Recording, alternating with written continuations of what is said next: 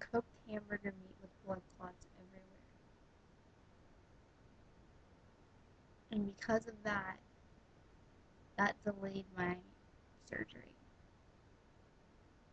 And instead of it being a two-stage surgery, it was a three-stage surgery. I spent about another 2 weeks in the hospital, and then I got out, and that was hard because since July, I turned 16 in July. I was sick on my birthdays, throwing up everywhere. From July, August, and up into September, all I did was lay in hospital bed. So coming out of the hospital and into the real world, it was hard because I was used to having muscle and I was used to being like walk everywhere, do anything I wanted to do. And I couldn't. I had lost over 20 pounds and I looked like a skeleton. My friends were scared. They looked at me and said that I looked like I was the dead walking. So after a little bit of home health nursing, them showing me, ileostomy stuff, how to do it, how to use it, everything, I thought I got it down pretty good. So when February came, I was still bleeding rectally a little bit because he had to leave my rectum in. And that's called proctectomy, where they remove your rectum. And so in February, I had to have that done. And I went in all high spirits, this is it. After this, I get my surgery, I'll be like a normal person again, everything's fine. And then life hit me. 2 days after, a day or two after surgery, I noticed this horrible smell from my incision. And I looked at it and it was all pussy and blood and just a mess. They're coming out of my staples. So we called the nurse in and the nurse said, called the doctor right away. The doctor came in and he removed a couple of staples. And put something over it, some gauze or something, trying to heal it. Started me on antibiotics right away. The next day, they came in. It hadn't gotten any better. They removed a couple more staples out. My son was so tender, and I just came out of surgery, and it was just ripping something out of your stomach after it's been through all that hurt. Like, it hurt like crazy. So I was screaming and I was crying, and the doctor finally said, we need to get him out. So they took me back to the operating room, put me under, took all my staples out, cleaned my wound completely, and put me on a wound vac. And what that is pretty much they stick a sponge in your abdomen, or wherever you have a wound at, they stick a sponge in your wound, and they put tape on it, and then they have like a suction, and it sucks out the infection. So while they're sucking out the infection, it's also closing from the inside out instead of just closing it like this. It was like closing like that. So that is why I have an indentation in my stomach.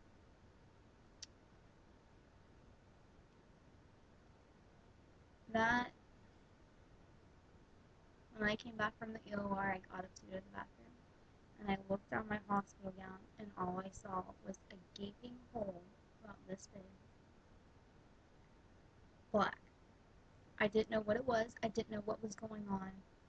I was scared. I just broke down and cried. And everyone knew me as the pretty, perky, like, I was never really flat stomach kind of thing. And to see that, I just, I lost it. I couldn't handle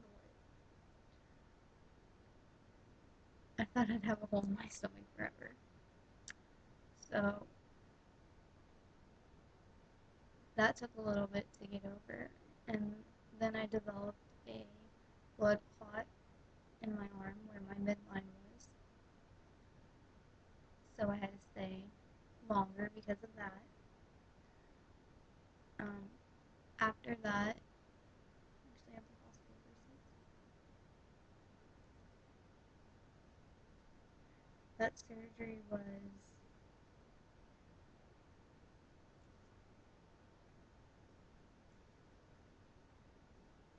maybe I don't have the hospital receipts.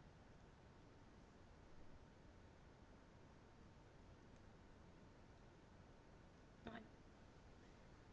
But about 2 weeks after that, I got discharged. And maybe a week or two or three after that, I was admitted again for dehydration.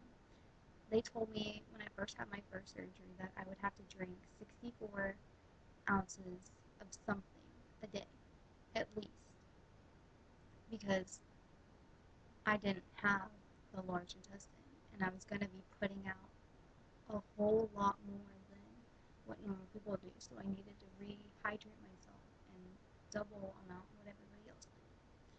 So, and for that, I'd never drinking probably more than 16 ounces a day. So that was struggle on its own. So I went in for dehydration and I stayed there for about a week. Luckily, I got the wound back off while I was in there. So I was on the wound back for about 6 weeks. And everything was going good, everything was fine. I started school that August, and that was last year. That was supposed to be my senior year. Everybody I grew up with, went to school with before, that was their senior year.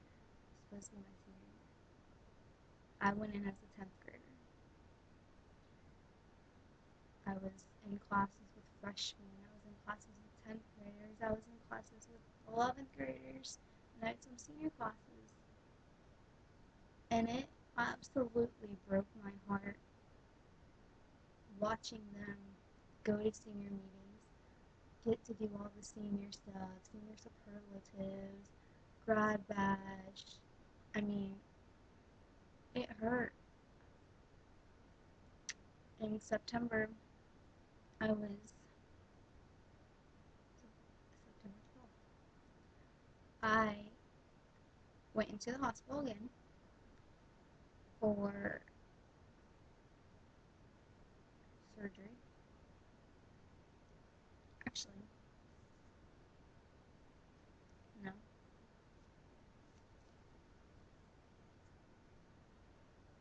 First for pre-op. First surgery, it was September 27th. And they removed it. I didn't have an ileostomy anymore. I functioned just like everybody else did after that. I went to the bathroom rectally, and everything was good. Everything was great. Everything was fine. I was happy. I had my friends. I had school. Everything to me it was good. And then around June, I started gaining weight, a lot of weight. I gained 12 pounds. And I wasn't going to the bathroom. I used to go to the bathroom probably 4 times a day, regularly. I wasn't going to the bathroom maybe once a day. So I went to the hospital. I went to the ER in Parrish and said, my stomach, it hurts. It's like it's cramping and there's sharp pains. And they saw a shadow on my x-ray. And they've always asked me if I was sure it wasn't Crohn's disease, because what Crohn's disease is pretty much the same thing as ulcerative colitis, but it affects everything. It can go your entire GI tract, your joints, your muscles, all of it. I'd been tested for Crohn's. Video capsule, which is where you swallow a pill about this big, it's got a camera on it, and it goes throughout your entire GI. I've had that done 3 or 4 times. I've had blood tests 3 or 4 times for it. Sent off to California to check for it, and it's all came back negative. So at first we thought it was a false negative each time, and maybe I just developed Crohn's. And we went to my colorectal surgeon and told him what was going on and what the doctor said, and he said there's no chance, there's no way that you can have both. So I said okay. So he did a procedure on me in October 11th, 2012, and I told him right before I went under, I was only going to the bathroom once a day. And that, for a person without a large intestine, is a scary thought.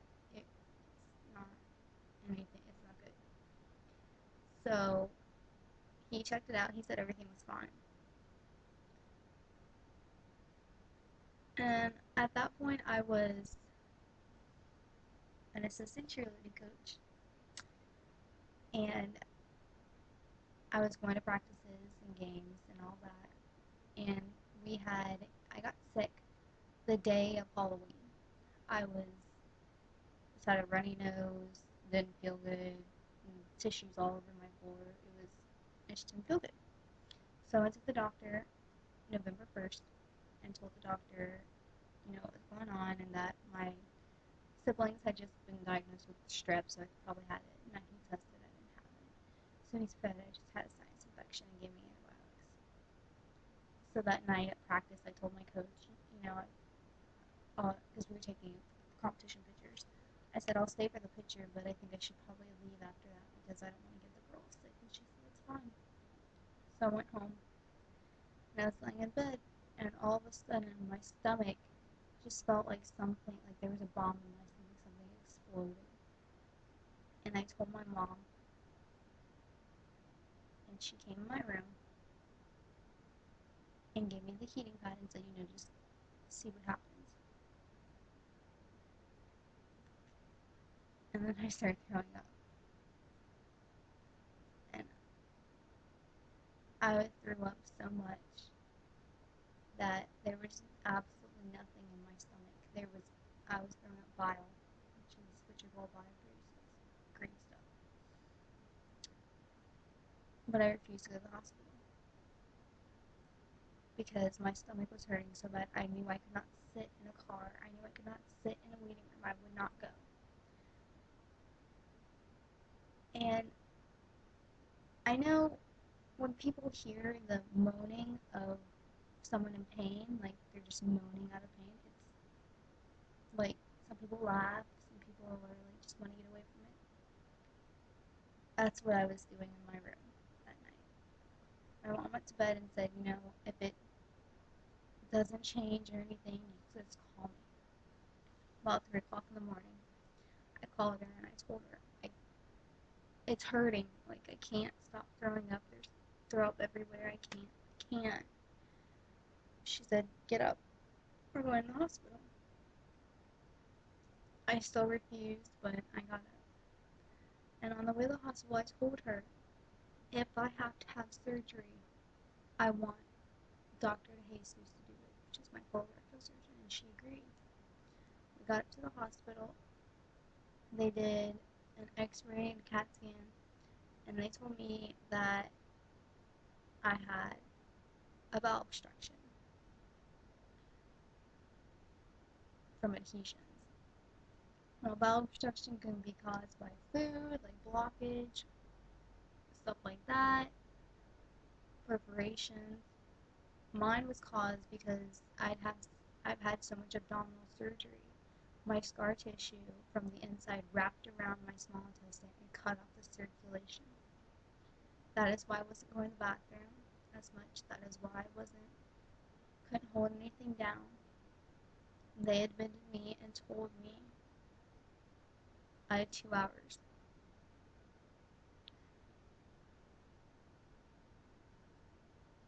And at that point, I didn't care. I texted one of my friends and said,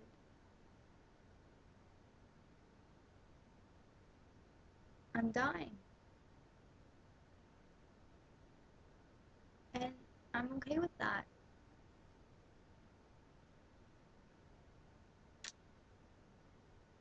So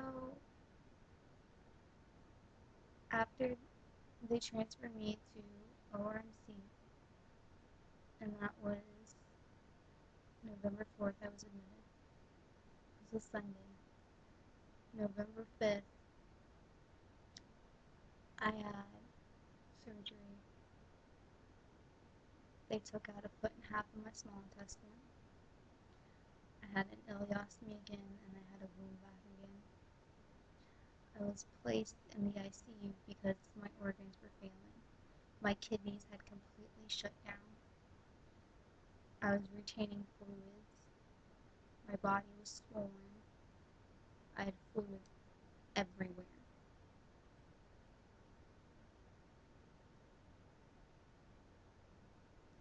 Everybody thought that I wasn't going to make it, and a lot of people just they didn't know what to do. I spent 10 days in the ICU, and I don't remember any of it.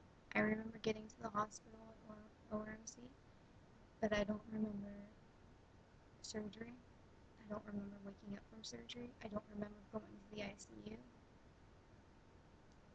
I consented to surgery. I don't remember consenting because I was mad. When I woke up and I found out exactly what had happened, I was mad. I didn't want them to save me. I just wanted it to be over.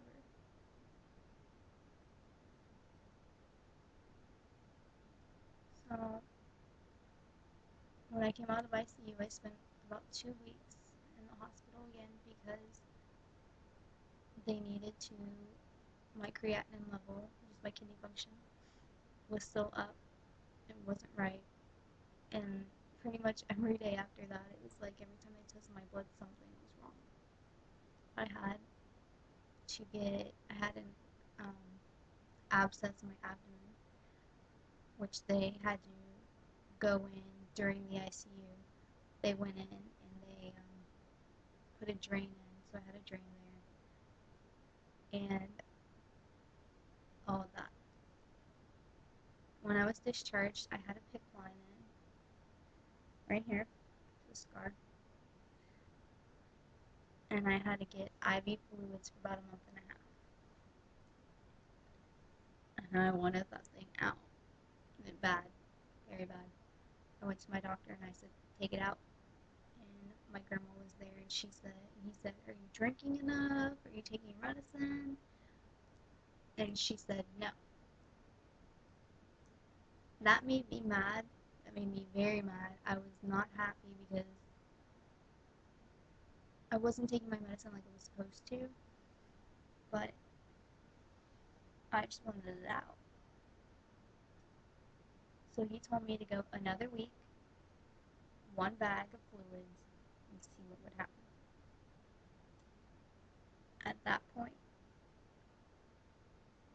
my stomach was messing up again. I ended up in parish emergency room again, and they told me that they wanted me to go get an ultrasound on my gallbladder. So I went and got an ultrasound on my gallbladder, and that next day I went to the emergency room again because my stomach it hurt. And the ER doctor came in there. My mom was upstairs with my sister. She was pregnant at the time. and she was in the maternity center.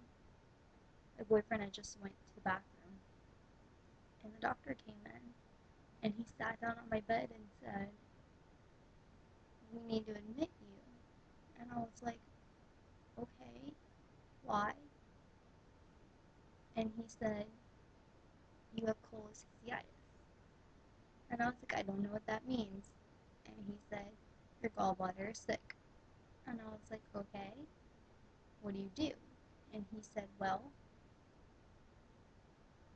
you can eat the right foods, you can take medication, but it will never get better." And I was like, "Okay, so what does that mean?" He said, "You're gonna need to have surgery." And I was like, "Okay." And he's like, "So we're gonna admit you, and you're gonna have surgery." And I was like, "Okay." So he left. My boyfriend came back. My mom came back, and I was like, "Getting admitted. I'm gonna have my gallbladder removed." That was January 2013. Since that surgery,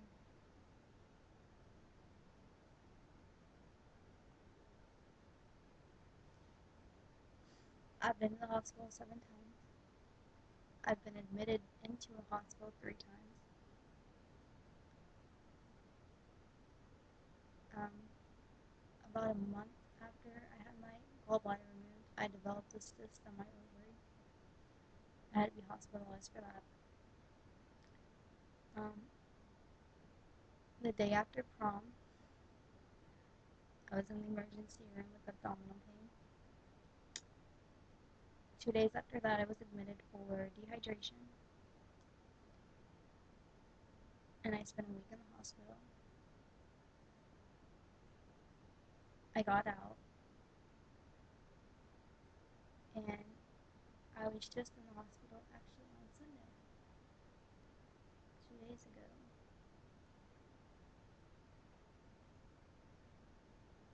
Overall, from 2011 to 2013, I've been in the hospital, either hospitalized or in the ER, 18 times.